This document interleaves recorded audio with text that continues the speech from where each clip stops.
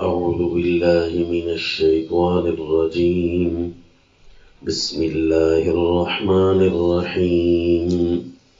قل أعوذ برب الفلق من شر ما خلق ومن شر غاسق إذا وقب ومن شر النفاثات في العقد ومن شر حاسد إذا حسد.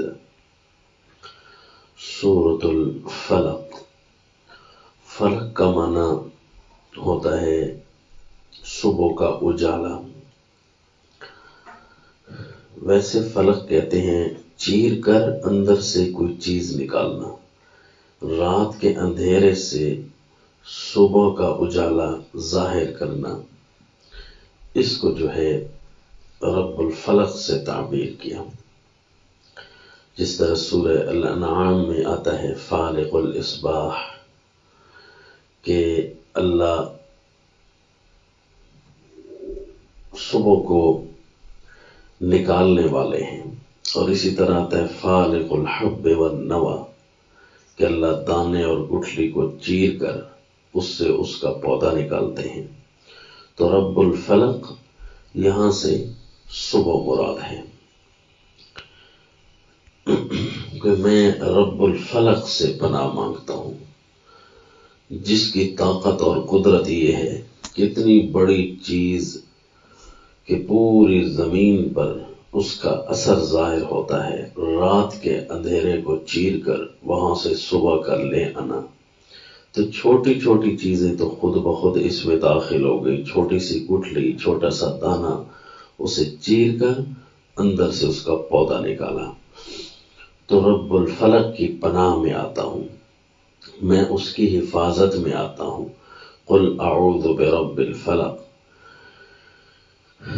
اور یہ رب الفلق، فلق کے بارے میں مختلف اقوال اور بھی آئے ہیں. صحیح اگرچہ یہی ہے. ایک روایت میں آتا ہے کہ فلق جب فی قعر جہنم علیہ غطاء فإذا كشف عنه خرجت منه نار تصيح منه جہنم من شدت حر ما يخرج منه. یہ ایک روایت بیان کی ہے امام ابن کثیر نے کہ ایک ایسا کنواں ہے جو جہنم کے اندر ہے، اس کے اوپر پردہ اللہ نے رکھا ہوا ہوتا ہے. جہنم کے اندر بھی جب وہ پردہ وہاں سے اللہ ہٹاتے ہیں تو وہاں پر ایک آگ نکلتی ہے جس سے پوری جہنم چیختی ہے. اس کی اتنی گرمی ہوتی ہے جہنم بھی چیخنے لگ جاتی ہے. اس کو فلق کہتے ہیں. اگرچہ راجے اللہ کی اتنی مخلوقات ہیں، اگرچہ یہ معنی وسیع ہو سکتا ہے، لیکن راجے مفسرین کے ہاں یہی ہے کہ رب الفلق، صبح کے رب کی پناہ میں آتا ہوں، میں اللہ کی حفاظت میں آتا ہوں. ایک 4 چیزیں آگے ذکر کی کہ کس کس چیز سے پناہ میں آتا ہوں. ایک عام ہے اور 3 خاص چیزیں، لیکن ان کا سیٹ اپ بھی بڑا عجیب ہے. من شر ما خلق، ہر قسم کے ہر اس شر سے پناہ میں آتا ہوں جو اللہ نے بنایا ہے، اللہ نے پیدا کیا ہے. جتنی بھی چیزیں ہیں ان کے اندر جو اس کا منفی اثر ہے، اگرچہ اللہ تعالیٰ نے جو بھی بنایا ہے وہ خیر ہی خیر ہے. مثال بجلی ہے، خیر ہے، لیکن اس کا شر یہ ہے کہ جب اس کو اس کی حیثیت کے ساتھ نہ لیا جائے تو پھر کرنٹ لگائے گی. اسی طرح کھانا پینا، خوراکیں ہیں، یہ اللہ نے خیر کے لیے بنائی ہیں، لیکن جب اس کے اندر کمی پیشی کر دی جائے تو اس کا شر پھر طبیعت کو خراب کر دیتا ہے.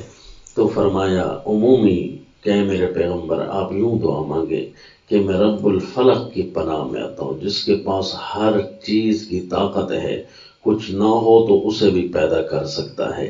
جس طرح صبح نہیں تھی اور رات کو چیر کر صبح کو بنا دیا، تو میں اس کی پناہ میں آتا ہوں ہر ایک چیز کے شر سے. کیونکہ جو چیز بھی اس نے پیدا کی ہے اس کی حفاظت ہوگی تو اس کے کہنے پر چلتا رہوں گا تو محفوظ رہوں گا. ورنہ پانی بھی تو اسی نے بنایا ہے، لیکن جب پانی کے اندر چلوں گا تو میرے لیے شر بن جائے گا. اس کے کہنے پر چلتا رہا تو ٹھیک رہوں گا، ورنہ کوئی بھی چیز اس نے جو پیدا کیا اس کا شر اور تکلیف مجھے پہنچ سکتی ہے. تو اسی لیے فرمایا قل اعوذ برب الفلق من شر ما خلق. سیدنا زکریا علیہ الصلوۃ والتسلیم کی بڑی پیاری دعا ہے کہ رب لا تذرنی فردا وانت خیر الوارثین. اے اللہ مجھے اکیلا نہ چھوڑ، یعنی اکیلا رکھنا اور اولاد نہ دینا یہ بھی تو اللہ تعالیٰ کے ہی اپنا کام ہے، لیکن اس کام کے اندر جو تکلیف ہے اللہ مجھ سے بچا لے. تو اس لیے پھر اولاد مانگی کہ اولاد تو مانگ رہا ہوں لیکن اصل مطلب میرا یہ ہے کہ رب لا تذرنی فردا، اے اللہ مجھے اکیلا نہ چھوڑنا، وانت خیر الوارثین، اور بہتر وارث تو خود ہی ہیں آپ اللہ. یعنی کسی بھی چیز اور کسی بھی فیصلہ جس کا تو خالق ہے میرے اللہ، اس کا کوئی شر اور تکلیف ہو تو اس سے مجھے بچانا. رب لا تذرنی فردا وانت خیر الوارثین. یہ تو عام ذکر کیا، اور اس کے بعد کچھ ایسے شر ہیں کہ جو اندھیرے میں ہوتے ہیں، اب وہ چھپ جاتے ہیں. یہ تو ہے نا من شر ما خلق، جو بھی شر ہو چاہے سامنے ہو چاہے نہ ہو. یہاں اسپیشل کر کے آگے 3 شر ایسے بیان ہوئے جو انسان کی نظر سے اوجھل ہوتے ہیں. نمبر 1 من شر غاسق، اندھیرے کا شر. جب اندھیرا چھا جاتا ہے تو اس وقت جو شر آتے ہیں، مثلا رات جیسا اندھیرا، یہ بہت بڑا اندھیرا ہوتا ہے. اس جیسا اندھیرا چونکہ تھا تو رات جیسے ہی آتی ہے تو اس وقت بڑی بڑی چیزیں، حتیٰ کہ جنگل کے درندے اور مختلف حتیٰ کہ چور بھی، وہ بھی اسی وقت کے انتظار میں ہوتے ہیں اور وہ آ کر تباہی پھیلانے کے درپے ہو جاتے ہیں. تو اسی لیے فرمایا من شر غاسق. اب بعض اوقات شر اگر سامنے کھڑا ہوتا ہے تو بندہ اس کی مقابلہ کر سکتا ہے، لیکن جب اندھیرے میں شر کھڑا ہو اور اچانک سے آ کر حملہ کرے تو میں اس سے کیسے بچوں گا؟ تو فرمایا کہ من شر غاسق اذا وقب. اس کی دعا مانگے کہ اے اللہ اس اندھیرے کے شر سے جب اندھیرا چھا جاتا ہے تو مجھے اس کے شر سے بچا، کیونکہ اس کا حملہ ایسے انداز سے ہوگا کہ مجھے نظر بھی نہیں آئے گا اور میں اس کے حملے میں آ جاؤں گا. وَمِن شَرِّ النَّفَّاثَاتِ فِي الْعُقَدِ. یہ پہلے عام چیز ذکر کی، اب یہ ایک خاص چیز ذکر کر کے دوسری خاص چیز. ایک ایسا بھی شر ہوتا ہے جو رات کے اندھیرے سے بھی زیادہ خطرناک اور چھپا ہوا ہوتا ہے. مثلا رات کا اندھیرا اتنا تو ہے ٹٹولنے سے پتہ تو چل سکتا ہے، حواس خمسہ سے آواز دینے سے سونگنے سے پتہ تو چل سکتا ہے، لیکن ایک ایسا شر ہے جو اس سے بھی زیادہ اندھیرے میں ہوتا ہے. وہ کیا ہے کہ وہ جو خبیث نفوس جادو کرنے والے ہوتے ہیں یا برے دم کرنے والے ہوتے ہیں. ایک اچھا دم ہوتا ہے اور ایک برا ہوتا ہے جس کو جادو اور کفر کہتے ہیں. من شر النفاثات، پھونکنے والے اشرار. النفاثات یہ مؤنث ہے، یا تو مراد النساء النافثات کہ یعنی جو عورتیں پھونکنے والی ہوتی. یہ کیونکہ جادوگرنی میں مشہور ہو گئی تھیں عورتیں تو اس لیے ان کے ذکر کیا. یا عربی کے اندر النفاثات ان کی جمع آئی صفت بن کر کہ جو الخبائث، تو یہ عربی محاورے کے مطابق یہاں اس سے نفاثات ہی آنا تھا، تو لہذا الخبائث النافثات یعنی وہ شریر نفوس جو پھونکوں اور گروں کے اندر دم کرتے ہیں.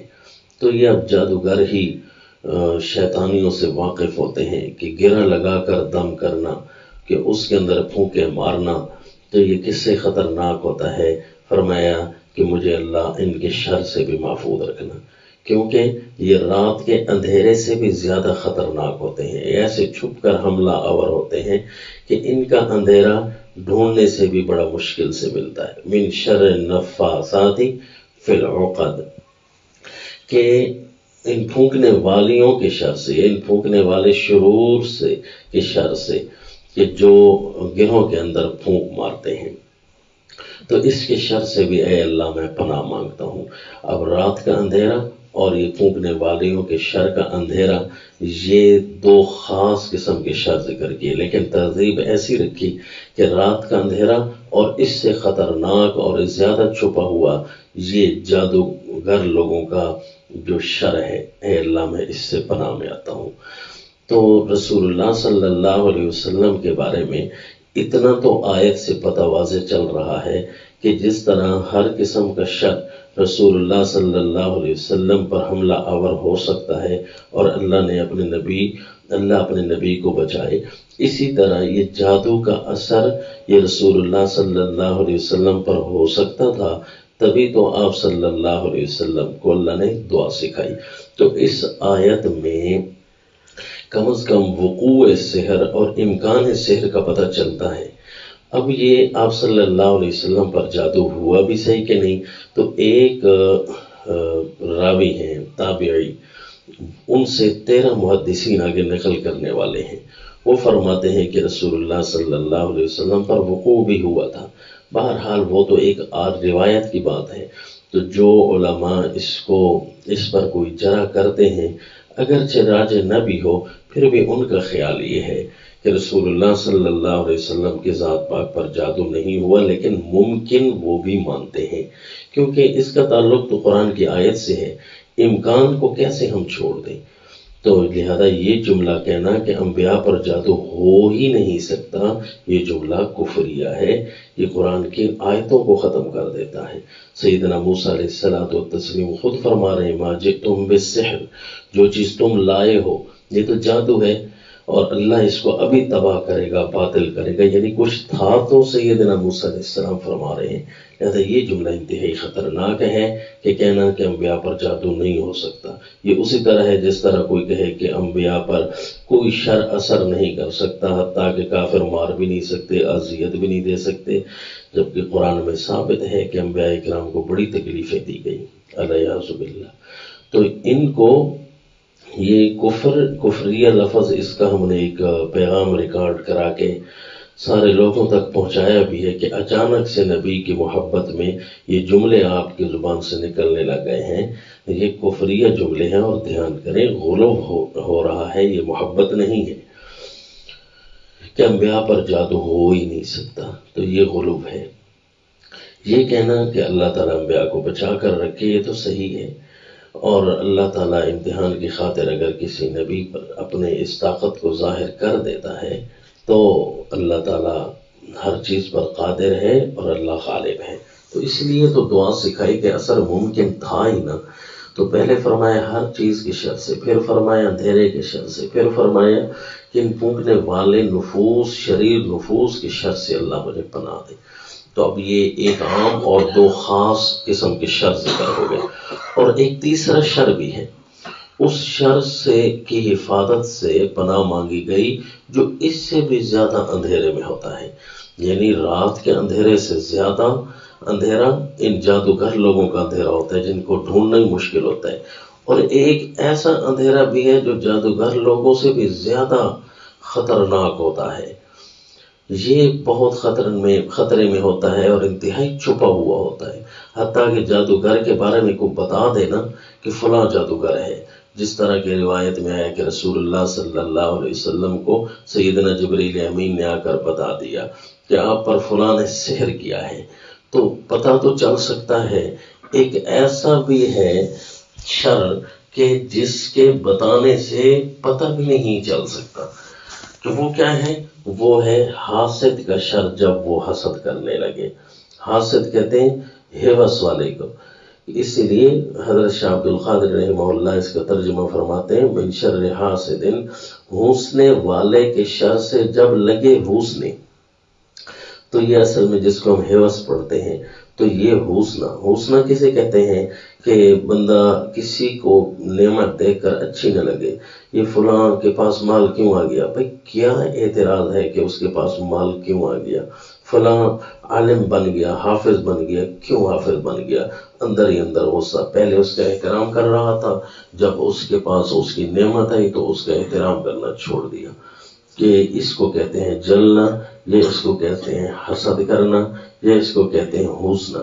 اور یہ جو حاسد ہوتا ہے یہ پھر اپنی زبان سے، اپنے اشارے سے، اپنے کام سے بعض اوقات محسود کو اتنا نقصان دے جاتا ہے کہ بندہ کہتا ہے کہ میں نے اس کا کچھ بگاڑا ہی نہیں ہے، کیا ہوا ہے اس کو کہ بات بات پر میرے بارے میں ایسا تبصرہ لگا دیتا ہے کہ جس سے مجھے نقصان ہو جاتا ہے۔ بعض اوقات ایک آدمی کو فرض کرے درجہ ملنے والا ہوتا ہے کہ اس کو کوئی ڈگری، کوئی جگہ، کوئی اونچی قدر و منزلت ملنے والی ہوتی ہے، لیکن دوسری طرف سے افسر وہ بنا بیٹھا ہو جو حاسد ہو، اور اس نے فیصلہ کرنا ہو کہ بھئی اس کو یہ ڈگری دینی ہے کہ نہیں دینی، تو وہ صرف اس وجہ سے اس کو وہ ڈگری نہیں دے رہا ہوتا کہ اس کو اس پر اندر ہی اندر غصہ ہوتا ہے۔ تو ایک آدمی کا لاکھوں کا کیریئر اور لاکھوں کی عزت کا ایک فیصلے میں وہ تباہ کر دیتا ہے۔ تو یہ بعض اوقات جو جیلس ہوتا ہے یا یہ جو حاسد ہے یا جو حوصنے والا ہوتا ہے یہ اتنا خطرناک ہوتا ہے کہ اس کے بارے میں کوئی بتا ہی نہیں سکتا کہ یہ حاسد ہے، کیونکہ وہ مانے گا ہی نہیں۔ وہ کہے گا بھائی اگر میں نے حسد کیا تو دکھاؤ، یہ کوئی نظر آنے والی چیز تو نہیں ہے۔ یہ اتنی بری چیز ہے، اتنی بری چیز ہے کہ یہ رات کے اندھیرے سے تو کیا، جادوگر کے اندھیرے سے بھی زیادہ خطرناک ہوتا ہے۔ اور یہ قریبی لوگ ہوتے ہیں، قریب بیٹھنے والے، قریب رہنے والے، نعوذ باللہ، کیونکہ وہی کسی کی نعمت کو دیکھ رہے ہوتے ہیں، تو یہ ان کے ساتھ واسطہ بھی صبح و شام کا پڑتا ہے، اللہ پاک بچائے۔ تو کسی کی نعمت دیکھ کر اس کے بارے میں الحمدللہ کہنا کہ اللہ آپ کو نصیب کرے اور اللہ تعالی ہمیں بھی نصیب فرمائے، تو یہ جو ہے رشک کر سکتے ہیں آپ۔ اور رشک جو ہے صرف اور صرف اس آدمی پر ہوتا ہے جسے رشک کرنا اس آدمی پر جائز ہے جسے اللہ نے مال دیا ہو اور وہ صبح و شام اللہ کے راہ میں خرچ کر رہا ہو، تو بندہ رشک کرنے لگ جائے کہ اے اللہ کتنا اچھا اس کو مرتبہ دیا ہے، مجھے بھی اتنا اچھا مرتبہ دے کہ میں تیری راہ میں خرچ کروں۔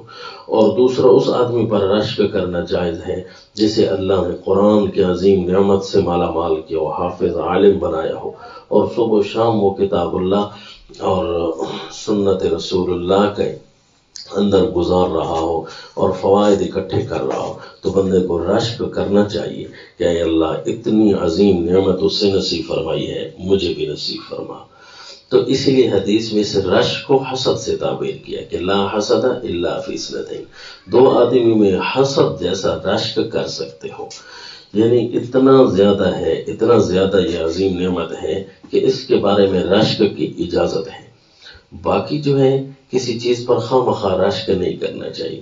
دنیا ہے، دنیا تو ختم ہو جائے گی کہ فلاں آدمی کے پاس گاڑی ہے مجھے بھی گاڑی ہونی چاہیے، نہیں نہیں، یہ کہنا چاہیے کہ اللہ میری بھی ضرورت پوری فرما، مجھے بھی اپنی دنیا آخرت کی خوشیاں نصیب فرما، یہ ضرور کہہ سکتے ہیں، جس کے اندر پھر بھی نیت یہ ہو کہ میں اللہ دین کے کام کروں اور میں اپنی عبادت کو کامل طریقے سے اور خوشیوں سے ادا کر سکوں، دنیا کی تاکہ تکلیفیں میرے ساتھ نہ لگی ہوں کہ عبادت میں کہیں کمی نہ آ جائے، تو یہ رشک کر سکتے ہیں۔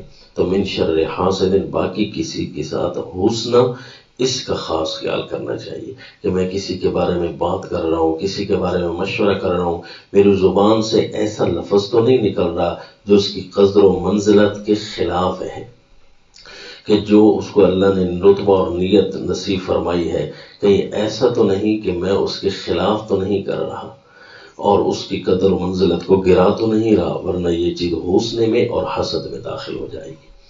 تو یہ اتنی عمدہ صورت ہے کہ ایسے شر بھی دنیا میں ہیں جس کا ہمیں پتہ تک نہیں چل سکتا، یہ اللہ ہمیں بچائے گا۔ اسی لیے رسول اللہ صلی اللہ علیہ وسلم ایک اپنے ساتھ صحابی جا رہے تھے، تو گزر رہے تھے تو اللہ کے نبی بار بار انہیں فرما رہے تھے یار آپ بھی سوار ہو جائیں میرے ساتھ، آپ بھی سوار، تو وہ شرم کر جاتے، ڈر جاتے۔ فاشفقت ان تکون معصیۃ، مسند احمد میں حضرت عقبہ فرماتے کہ میں ڈرتا تھا کہ ایک گناہ نہ ہو، رسول اللہ صلی اللہ علیہ وسلم کے برابر میں کیسے بیٹھوں، تو بالآخر اللہ کے نبی فنزل رسول اللہ ورکبت ہنیہۃ، اللہ کے نبی خود نیچے اترے اور زور لگایا تو مجھے ساتھ بٹھایا، پھر خود سوار ہوئے، پھر فرمایا یا عقیب الا اعلمک سورتین من خیر سورتین قرأ بہما الناس، تجھے 2 صورتیں ایسی نہ بتاؤں جو سب سے عمدہ صورتوں میں سے ہیں، جنہیں لوگ پڑھتے ہیں سب سے عمدہ وہی ہیں۔ میں نے کہا جی اللہ کے نبی بتائیے۔ آپ نے پھر مجھے قل اعوذ برب الفلق اور قل اعوذ برب الناس پڑھائی۔ پھر نماز کا ٹائم ہو گیا تو اللہ کے نبی آگے بڑھے اور نماز میں بھی یہی 2 تلاوتیں فرمائی۔ پھر میرے ساتھ گزرے تو آپ نے فرمایا کیف رأیت یا عقیب، اے عقبہ، ان کو پیار سے عقیب کہنے لگے، اے عقیب آپ نے کیسے دیکھا ان 2 صورتوں کو؟ صحابی فرماتے ہیں، دوسری روایت میں آتا ہے کہ شاید آپ کا یہ گمان ہو کہ میں نے ایک عام وحی کی طرح ان کو لیا ہے کہ جس طرح وحی نازل ہوتی تھی تو بندوں کو پڑھ کر یاد کر لینا چاہیے۔ تو گویا کہ آپ صلی اللہ علیہ وسلم اس کی خاص اہمیت کے لیے مجھ سے پوچھ رہے تھے کہ کہیں ہلکا تو نہیں لے لیا، کیسے لیا ان 2 صورتوں کو؟ فرمایا اقرأ بہما کلما نمت وکلما قمت، ان دونوں صورتوں کو پڑھتے رہا کر، جب بھی سونے لگے، جب بھی کھڑو، ہر وقت ان کو پڑھتے رہا کر۔ دیکھ لے کتنی عمدہ باتیں اللہ نے ارشاد فرمائی، من شر غاسق اذا وقب ومن شر النفاثات فی العقد ومن شر حاسد اذا حسد۔ تو یہ رسول اللہ صلی اللہ علیہ وسلم روزانہ جب سونے لگتے تو ان دونوں صورتوں کو پڑھ کر، ایک روایت میں ہے کہ سورہ اخلاص بھی ساتھ ملا لیتے، ہاتھوں پر دم کر کے پورے بدن مبارک پر پھیرتے، حتیٰ کہ جب اتنی کمزوری آ گئی تھی آخر زمانہ میں اور آخری وقت میں کہ پڑھ کر نہیں پھیر سکتے تھے، تو حضرت امی عائشہ رضی اللہ تعالیٰ عنہ فرماتی ہیں میں اپنے ہاتھ پر پڑھ کر پھر دم کر کے رسول اللہ صلی اللہ علیہ وسلم کے بدن مبارک پر پھیرتی تھی۔ وما علینا الا البلاغ۔